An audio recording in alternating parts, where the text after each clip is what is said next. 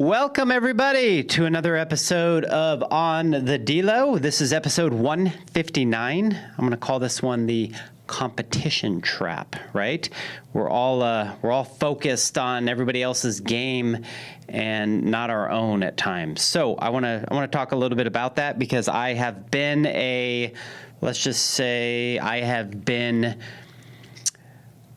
way focused on, in my past, way focused on the things that everybody else is doing, and maybe I have lost a lot of attention to the things that I should be doing. So we'll talk a little bit about that today.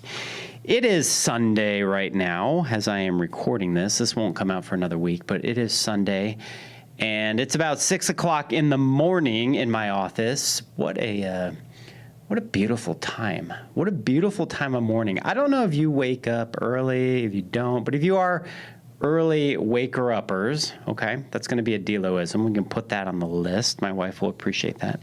If you are an early waker-upper, what is it that you enjoy about being up so early? Is it the fact that nobody else is up, so you don't really get bugged too much, and you can do whatever you want? Like for me, it's relaxing in bed with the dogs for a little bit, having some coffee. I really have gotten back into reading. I've gotten back into picking up physical books, thumbing through the pages, and reading the words. And my recollection, my memory, my ability to memorize things is horrible. But as I live in the moment and I'm relaxed and I'm not distracted by the phone and all the other mechanisms that go with life, the day in and day out. Also, I love her, but my wife is asleep, so I don't get questions or I don't get told to do chores. I can really relax and be in that moment. And then, for me, the physical aspect of the mornings, too, all the way until about 8:30 when, the rest of the world starts going, you start really getting, hounded. I like to get the workouts in. I like to get all my emails checked. I take the dogs for a walk. It's just a lot of fun. I just love my morning. So here we are on a Sunday. I come to the office. There's nobody here. And I'm able to just knock out some of these solo podcasts. And the reason why I do it is because I enjoy talking to all of you. I enjoy the fact that some of you will get something out of this, whether it's a lot, a little, and you will share this kindly. You will subscribe to the podcast. You will give it 2 thumbs up. You will do all the things that I am asking you to do right now because I am hypnotizing you to please share this. Okay. All joking aside, let's dig into it. But let's also talk about, yesterday, before I do dig into this subject, yesterday I was with Jeremy and we were filming for the mastermind, and we had a whole bunch of different things that we had to film for. So different types of Instagram reels and commercials and things I'm going to put on LinkedIn, and they're all different subject matters. I will say this, Jeremy is a stone cold killer. He very systematic, very processed. You tell him the task at hand, he can just boom, boom, boom, boom, one take. Me, I'm a complete nightmare, right? Everything I talk about is so off the cuff, and half of the stuff that I talk about makes no sense. But it makes sense to me, right? And sometimes I think people are like, wow, that's interesting. And all of a sudden they think that I've made some shit up that all of a sudden makes sense, right? So we had a lot of fun filming that yesterday and doing all that. But oh my God, Jeremy was just, I think he wanted to strangle me because generally, this was like a 3-hour shoot that probably should have taken an hour, but I was just dying laughing because I was so confused on what was going on, what we're promoting, what we're doing, where we're at, and he's completely opposite. But I know that's what makes for a good business partnership, because I have the same thing as my last podcast that just came out on business partners. I have the same thing with my other business partner, Dave, who literally I will ask a question and he will just stare at me for about 5 minutes before he gives me an answer, because he has to analyze the whole thing. Whereas I'm just so off the cuff that I'll just say, again, stuff that makes sense to me, but may take a minute for somebody else to dissect, because they're like, what in the hell is Delo talking about, right? So we did get done with the six-figure business program. Excited to release that. That's going to be happening in a couple weeks. Look for that on the Mastermind app, builtdifferentmastermind.com, all that sort of stuff. Of course, I sell insurance. I sell a lot of it. That's what we do. That's what allows me to do this. That's great. I just enjoy, at this point, giving back value and doing what I can to help people progress in life. And if there's some, let's just say, knowledge that I'm able to implement into your mind that helps you get there, then great. That's why we're doing this. So let's talk about competition. When we talk about the early aspects of competition, I remember when I was a kid, I always grew up in a competitive nature. I've told this story before, and I actually wrote about it. And I remember the day that I moved to Atlanta, Georgia. I was probably 6 years old, and I'm walking up the street, and the McGuires, who are three dudes, three brothers, they lived 2 houses away from me. 1 house away from me, actually. And I remember them yelling at me, "Hey, boy, what's your name?" That was Brian McGuire, the older one. I think he's about 3 years older than I am now. And I was like, it's none of your business, right? And from that moment on, I will always remember the starting of my relationship with them, but I also remember the competitiveness within my nature to be a little bit challenging to somebody that was challenging me. So I go up the driveway. They had a very steep driveway. I just remember this. So just imagine something that is literal, like a 45-degree angle, and I'm walking up this thing. And that was the beginning to the relationship that, in my opinion, started my basis of what competing meant to me and what competing was. Because you had 3 dudes, right? And you had me. And as we progressed through life, it was always to see who could do what and how better, who could play Star Wars better, who could jump the Tonka truck off of the steep driveway better and have it land further, right? Who could run the fastest better? We lived in an area called Martin's Landing, and there was always this, let's just say, challenge to see who could run the loop faster, and we all became runners, and we were all competing against each other. I remember they had the Martin's Landing road race. I was always, even though I was not the youngest of the 4 of us dudes, but I always tried to compete with the oldest. There was always this notion that I always had to beat Brian McGuire. I had no business trying to beat Brian McGuire, but that's what I wanted to do. That's what was built in me. And then as I got older, obviously you would get involved in competitive team sports, if that was your thing. So I don't know if you remember the days of just going and, your parents would get you enrolled in the soccer. I think my first soccer team was the Killer Bees, right? And it was so competitive out there. You just wanted to score. You just wanted to be the man, right? Or the woman. And you wanted to go and you wanted to win. And that just then transformed into me going and playing baseball and wanting to be the best center fielder that I could be and wanting to win the game and wanting to impress myself, right? My parents, my teammates, all that sort of stuff. So competition back in the 80s was, in my opinion, it was a lot different than what we consider competition now.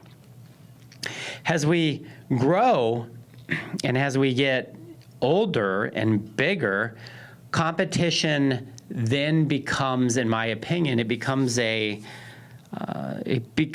necessity especially if you run your own business, or if you're in sales. If you're in sales, for sure, it's a necessity to make a living. It's a necessity to live. And competition doesn't always have to be such a nasty word like, oh, everybody should get a trophy. I understand aspects of when people say that or what comes. Yes, you should congratulate people when they do a good job, but not everybody can win, and they don't when they get older. When you're making a business deal, not everybody wins. You may be up against 1, 2, 3 other people, and you're trying to present and you're trying to give a service or a product to somebody, and that person's going to make a decision on one service or one product because they only need one of them, right? So who are they going to work with? Well, regardless, if you think it's like winning a game or winning a trophy, it really is. It's about winning your life. It's about winning your living, winning your worth. Now, just because you lose once doesn't mean that you're a loser, right? Loser. No. That is something that you can take and you can improve on. You improve your game. You make your game better. People get in trouble when they have a losing streak and then they just give up. And then they just decide, well, I'm not good at this. We all have the potential to be good at any and everything. Now, some better than others. Yes, some have a natural ability, and it really depends on what you talk about or how you talk about it. Sales is interesting, and I can speak from this perspective because that's what I've been doing my whole life. I've been selling without selling, right? I've been selling based on the fact that I want to be able to establish a relationship with that man or woman that I am talking with, that I'm trying to earn their respect. And if anything, I'm trying to earn a friendship and a trust before I just say, hey, buy this product or buy this service because I know what's best for you. The truth is, we don't know what's best for anybody else. We just know what is best for us. Selfishly, what is best for us is to win the deal and to make it happen. But at what expense does that come? At what does it mean at that point when we're just selling things to sell things and we don't believe in them because we want to win so bad that we're not doing that person who we're trying to help, we're not doing them a service. So that can be a big problem as well, and I think a lot of perspectives that people don't see. I have pulled back from many of deals because once I've dug in and once I've looked at stuff, yeah, do I want to win? Do I always want to make the sale? Of course I do. There's a inherent feeling, in my blood, and I'm sure a lot of you listening are like, yes, this is, it's what drives you to the next moment, the next deal, the next hit. It's like a drug, right? You're competing. You're like, oh, give me another bump, right? I've never had a bump in my life, but you know what I'm saying? It's just one of those bad example. I'm just saying that to get that hit, you want to get the next hit and you want to keep going. And this is a positive thing, but it can only be a positive thing if you're always doing the right thing, and the right thing for the client, the friend, the person. And even sometimes when you're competing with somebody else and that somebody else is shit talking to you and basically stating that you don't know what you're doing or how you're doing it, that's a young man's game, a young woman's game. That's something that I do believe comes with inexperience. I know that I was hot-headed and I was a little bit of an asshole growing up thinking I'm hot shit, and really there was nothing hot about any of my shit, right? It was just me having a zest for life and an attitude and a chip on my shoulder most of the times. And even though I was authentic and I was insecure, I still was successful probably for how I was, but I probably could have been more successful by letting go of the angst and letting go of the chip on my shoulder that I had at a younger age, making claims or assumptions that somebody else wasn't as good as me. Again, that is none of my business, right? My business is how good am I? How good am I at what I do? How can I get better? And how can I present that to somebody in a way that doesn't talk about anybody else, doesn't deal with anybody else, right? But shines a light on the good aspects of what I do and how I do it. Now, disclaimer, that's not to say that if somebody is presenting something that is wrong or unethical or just plain a ripoff, right? You have every right to point that out. And you have every right to point it out without judgment. You're pointing out facts. I get through this within insurance policies sometimes where, think about this, you own a bar and a restaurant, you have a document, okay? Example, insurance policy document. You call me for a rate. I come in with a rate. Let's just say the rate is a little bit higher, but the policy's better. I'm looking at another agent's work without even knowing who the agent is or what they're about. Again, none of my business, nor do I care. But I can certainly point out on the document policy that they have provided to this insured the shortcomings of it and why they have hired me, as the professional to come in and clean up the mess.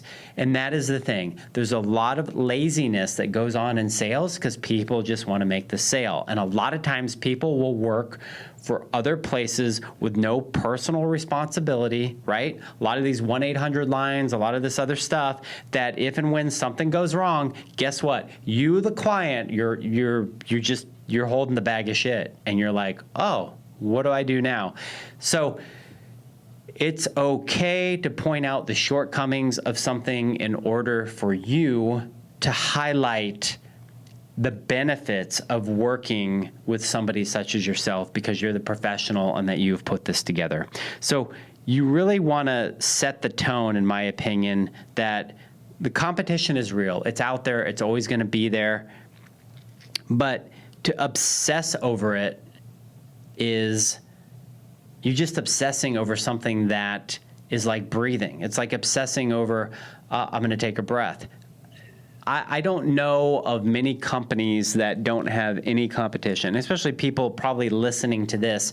You're a banker, you're a mortgage broker, you're a fitness instructor. There's always going to be somebody else out there that's commoditizing the industry that does what you do. Now, they may not do it the way that you do it, but they do what you do. And therefore, to be an outlier is to just be somebody that puts their head down and make sure that you're offering that value from the get-go and you're not shit talking anybody else because it's a waste of breath. So I do think that most businesses, they fail because they ignore their own game plan. They get so fixated on what Bill over here is doing that by ripping Bill apart, it makes them look so bad. And it distracts them from the potential or from the good aspects of what they do and how they do it. And that is something that I've had to learn over the last 2 decades. Now, if somebody comes to me and they have, another agent and I see that this thing is a pile of shit from the beginning, I don't even mention the other agent. I don't say, or if they come to me, better example, if they come to me and there's something that's great and they're looking at it and they're like, hey, I want to do better. Now it's 10 times out of 10, I'll look at it and say, hey, look, I really have nothing to offer you. This is great. It's written amazing. Unless you're looking for a different relationship or you're looking to be with somebody that might be able to give you some more added value, in my opinion, because that's what I do, because I'm in this niche, there's not much I can do for you on your immediate need of saving you money or finding you something better because this is good. And I think a lot of times people get in trouble of downgrading a product or a policy or a document that's actually done pretty damn well, because there are a lot of other people out there that do what you do, that do a great job, that sometimes the walk-away method, right, just being able to walk away is going to make you more money than sitting there and fixating on something that's done well and then trying to find a way to talk shit about the other human being, which just makes you look bad. And at the end of the day, that works for nobody. So focusing on your game and refining your process, improving the customer service. And when I do the walk away, I always do the leave behind, right? So I'm going to walk away, but I am going to leave behind. I'm going to send you a thank you card. I'm going to send you a personal note. I'm going to say, hey, can I introduce you to Sally over here that has this sort of a service, right? Who may or may not be an affiliate of mine, but I know if I can give that person some sort of added value, whether it's my service or somebody else's, I'm still keeping that relationship in tow, because you have no idea what that other person, that competitor, is going to be doing in a year, in a day, in a minute, right? They could sell their business, and then all of a sudden that policy, in my case, could be taken over by a huge conglomerate that now you're dealing with a different ball game. You're dealing with a new entity, a new form of competition that may not have the skill set and or the model to deal with the person that you just had let go. So it's so important for me to keep those relationships active in one way or another. And you have a bunch of different types of relationships. You have the fully active one that you've taken on, that you're servicing, that you're retaining, that you're giving value to, and you have the active relationship that you may talk to every once in a while, right, and see and you're friends with, but you just haven't gotten there yet to get their business because maybe the timing's not right, maybe there's dates, maybe there's different contractual languages, all sorts of stuff, but you're better friends with them than they are with their service provider. And then there's the third one where you just kind of stepped away and you're in the shadows, but you're still there. You're still sending them the newsletter. You're still letting them know that you are the person in this industry. Because there will be that time for if and when that they make that move, and you want to be the first one that they relook at and not put yourself in a situation where you're like, well, I didn't get the deal, screw you, you wasted my time, blah, blah, blah, right? You don't want to do that, because I've had deals, simply speaking from my own example, I have had deals where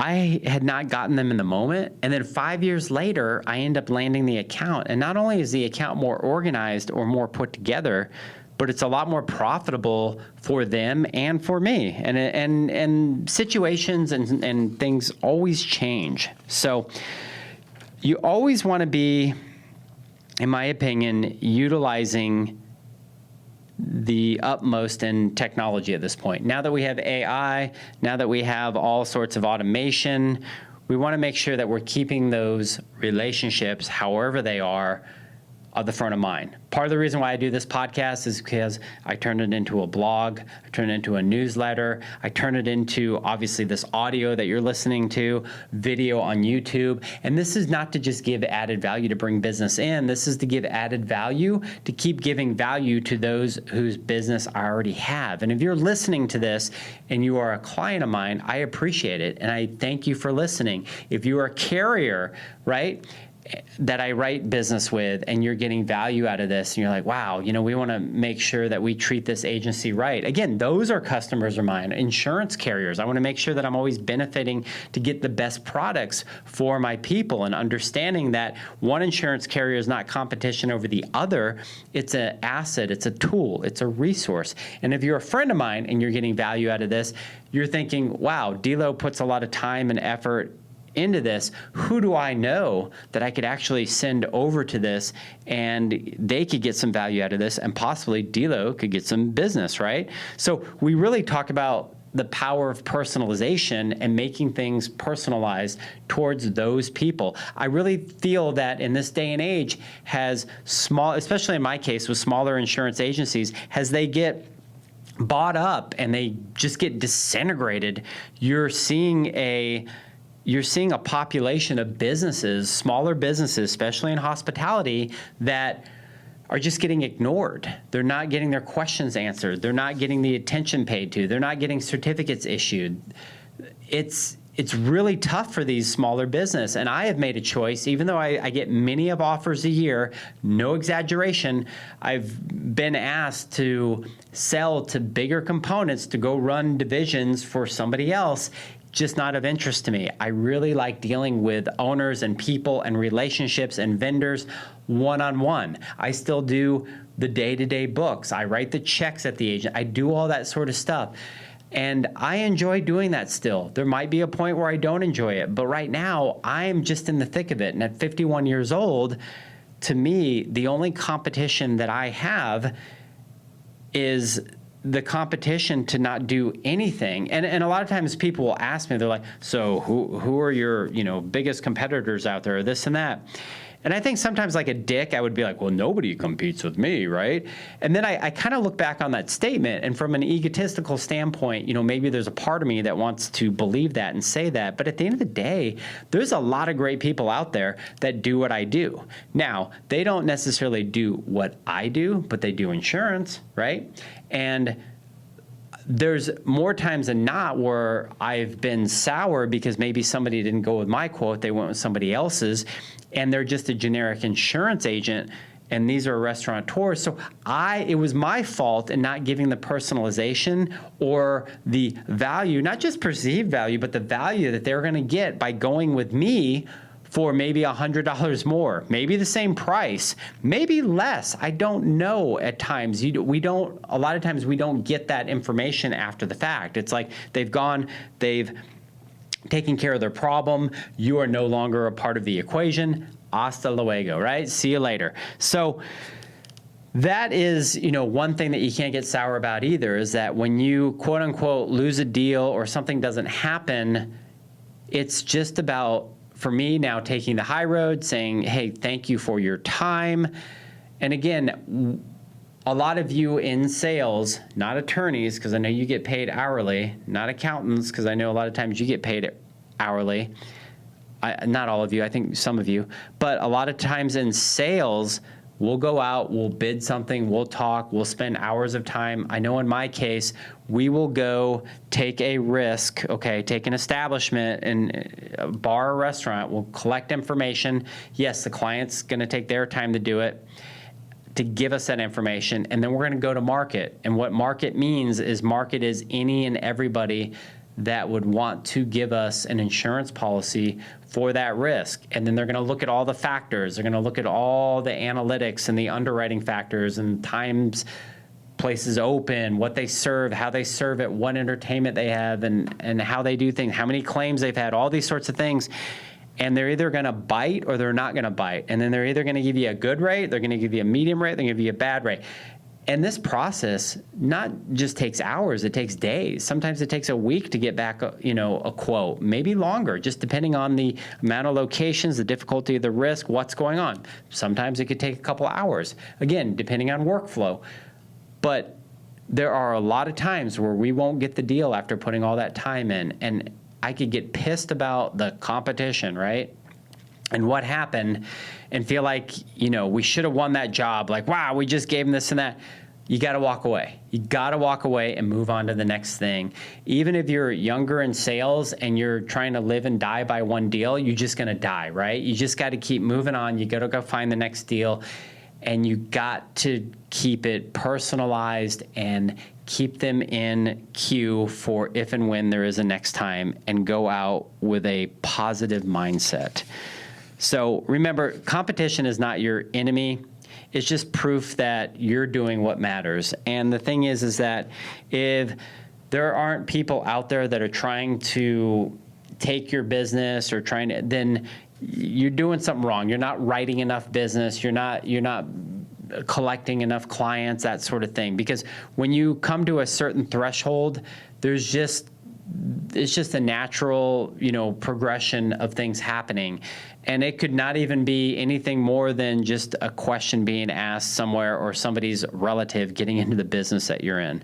So reflect on where you're spending your energy would be my ask of you. Are you spending your energy so much on the negativity of what this person may or may not have said, how they presented, what they didn't present?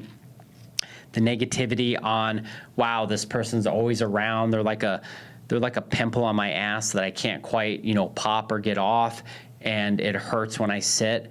None of that has to be your reality. None of it. You can walk away from all of that, and you can just focus on